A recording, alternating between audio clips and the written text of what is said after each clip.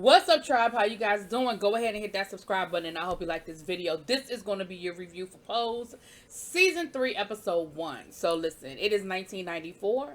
We are now living in Giuliani's New York, and baby, the hellfire is being shut down among many casualties of Giuliani's war on smut and porn and sex trafficking work and all of those things. And of course, this affects who? Mother Electra, who clearly bounces back pretty quickly.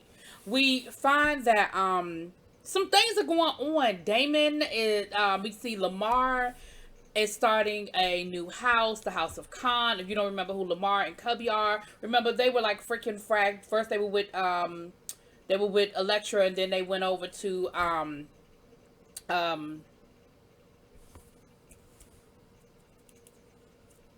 y'all know who I'm talking about. Lord. Mother of the Year, because you know it's in my head.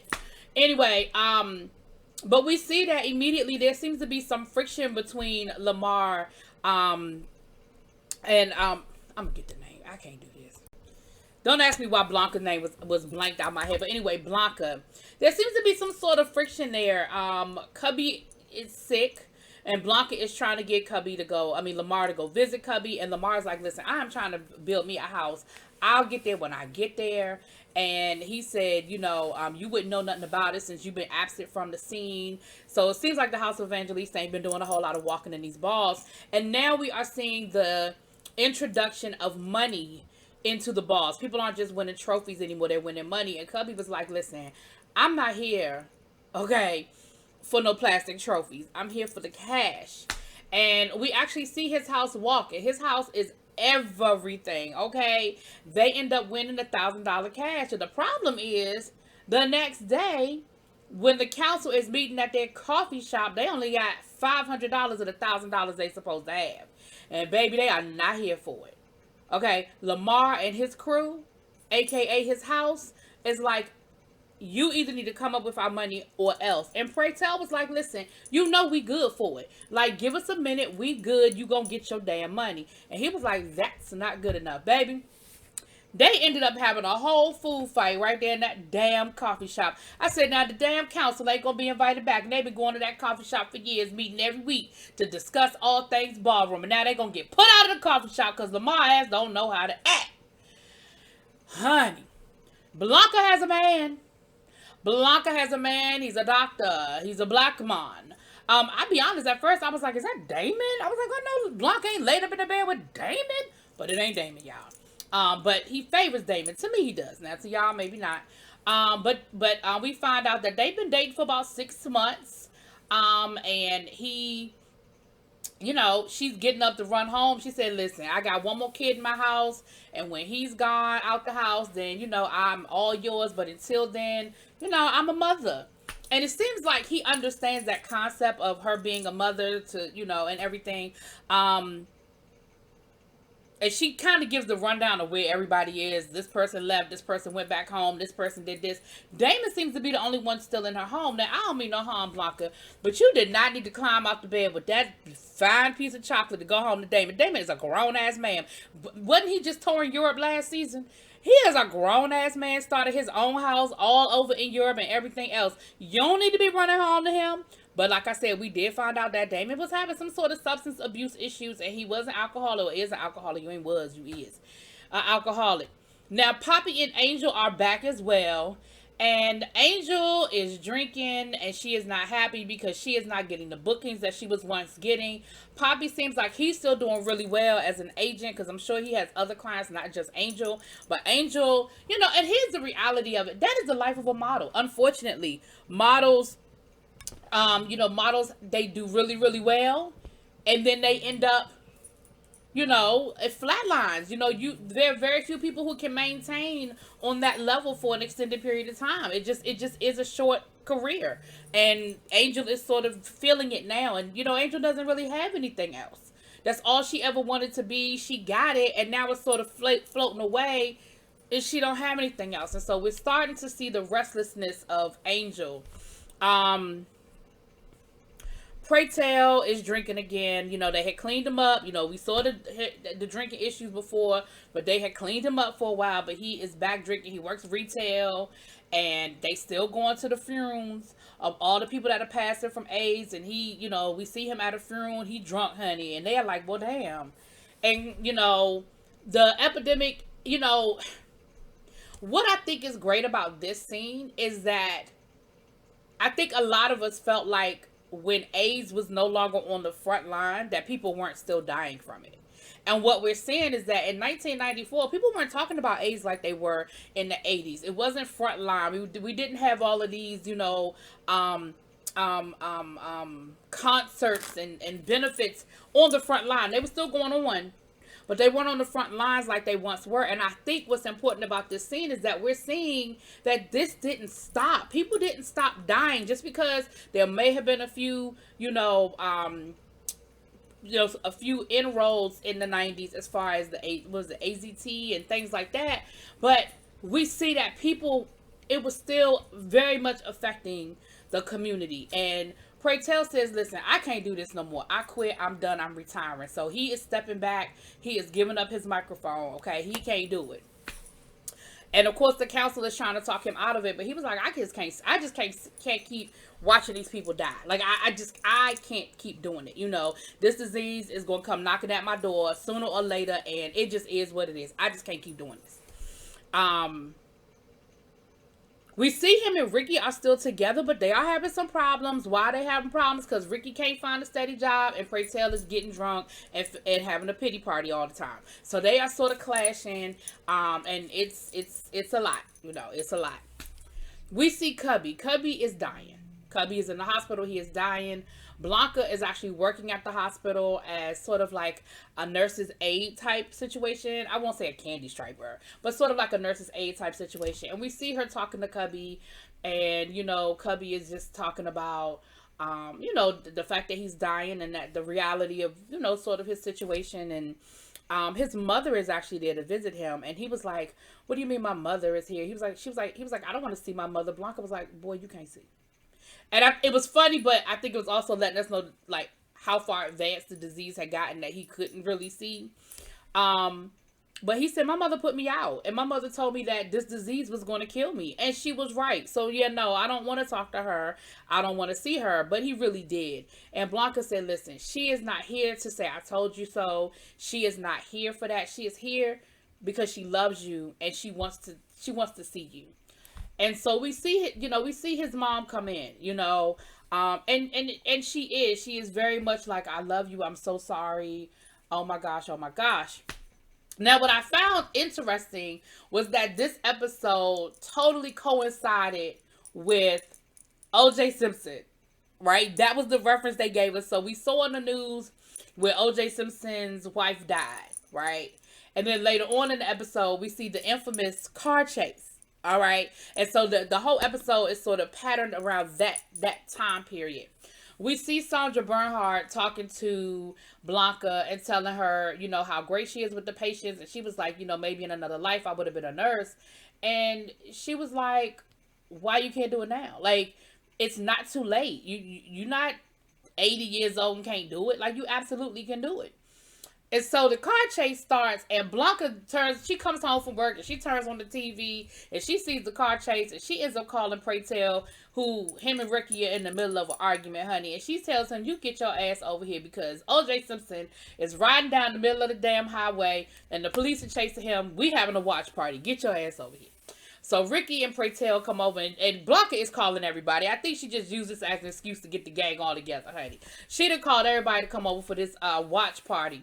Now, they had a very interesting conversation, Blanca, Ricky, and Pray Tell, about O.J. Simpson, and is he going to get a pass because he was an accepted black man. And we all, listen, that conversation they had in their living room, for those of you who are too young to remember, is the conversation had in living rooms all across America.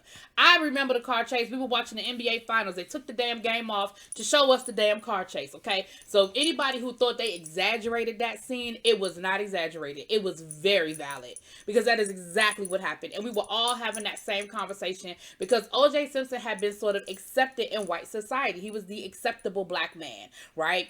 he did the little commercials, and he was in the movies, and he did commentating on football, and he didn't talk about race, and he didn't get involved in race relations, and he married a white woman and had beautiful children.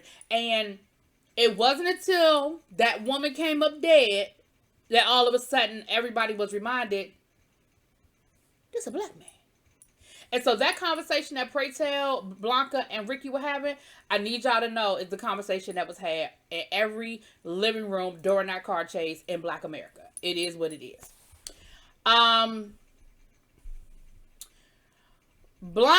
Angel and oh girl, you know who I'm talking about. Candy's house mother mate. They're talking, and she's telling, Angel, listen, you are missing the mark. Like, all these models are coming up and out, and you're not getting these campaigns. You need to talk to Poppy about what's going on. And Angel was like, listen, Poppy is good. Poppy is okay. And she take out this joint to start smoking it, and Angel takes the joint from her and smokes it. And she was like, well, I need to warn you. That is laced with crack. And, Angel about lost her mind, flipped out. I was like, are you crazy? Like, Poppy don't want me doing that. What do you mean? Why wouldn't you tell me that they was cracking? And she was like, well, you took it out of my hand. Like, I didn't offer it to you. You took it. But we see Angel end up asking for another hit. Blanca calls her to come over for the watch party. And at first she tells Blanca she ain't coming, but Blanca, child, she ends up coming. So they all, Electra comes over. And of course you would think that she would be irritated by something like that, but she is not irritated by it at all. She is really very much like, oh my goodness, how could they do this to my man? O.J. Simpson is wonderful. He would never do such a thing. And they end up having an argument over whether he's guilty or not. You got Ricky there. You got Damon there. And Pray Tell is drunk. Like drunk, and being nasty. Pray Tell is a nasty drunk. We've seen that before, that he is a nasty drunk. Damon tries to pull him aside to talk to him about Alcoholics Anonymous. Pray Tell is like, listen, ain't nobody trying to hear that. Ain't nobody here for that. I don't have no problem. And it seems like Damon is starting to sort of get through to him a little bit. But there's some more people knock on the door, which, kind of gives Pray Tell an exit. And he ends up in the room with Angel and the other chick smoking on that crack-laced weed, okay? At first he says no.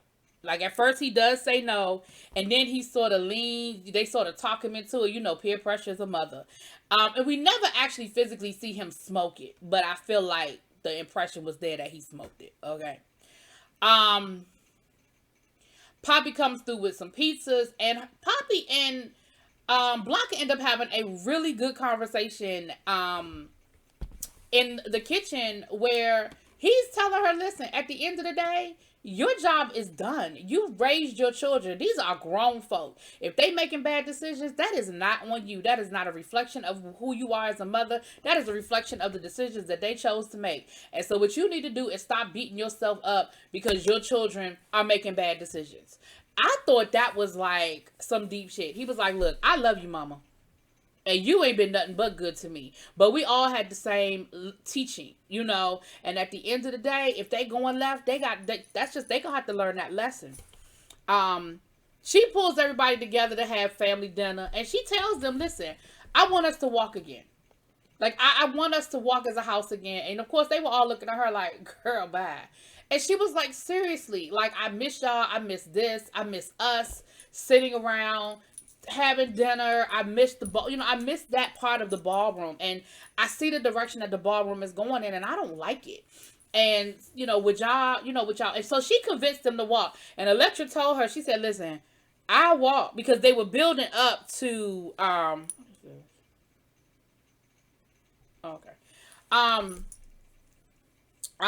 they were building up to the big ball, the solstice ball. And Electra says, I tell you what, I walk, but the minute we lose, I'm done. It's a wrap, because Electra don't lose, So later on that night, Blanca goes over to the boyfriend's house, and, she's talking to him about wanting to go back to school. And she told him, she said, listen, I was never good in school. I couldn't read really well, and it wasn't until I was older that I found out I had dyslexia. But by that time, the school had done such a number on me, calling me all kinds of dummies, that I didn't even want to fool with it. And so, I know now what my issue is, that I've struggled with. And he told her, he said, well, listen, you got me. Like, you go back to school, I got your back. You got me. I'm going to help you get through it. And so then he tells her, he said, listen, I got something I want to ask you. And of course, I think in her mind, she was thinking marriage. He said, I want you to meet my parents. And she was like, yeah, I don't think that's a good idea. And he was like, why? She said, because listen, I don't want to go there and have the spotlight on me, and then they be judging me, and it got me feeling some kind of way, and then it's going to have you feeling some kind of way, and I just don't need that in my life. And he tells her, he said, listen, they're going to love you because they love me. It's going to be fine. Like, I wouldn't put you in that type of situation. I love you, and I wouldn't set you up. And so she agrees to go. When we see her getting dressed, and, he's telling her it's going to be okay, and she's getting all cute to go meet the parents. And then she gets the phone call from the hospital. Basically, it's if you want to say your goodbyes to Cubby, you better hurry up and get here. And so she ends up going to the hospital, and all of them are there. Electra, Praytel, Ricky, Damon, Angel, Poppy, like they're all there. And his mom is there. And, they're talking and they're saying their goodbyes. And his mother says, listen, I love you. And I'm sorry that I wasn't a better mother to you. I'm so sorry that I threw you away. And she even thanks Electra. She thanks Electra and says, thank you for taking care of my son when I couldn't or wouldn't.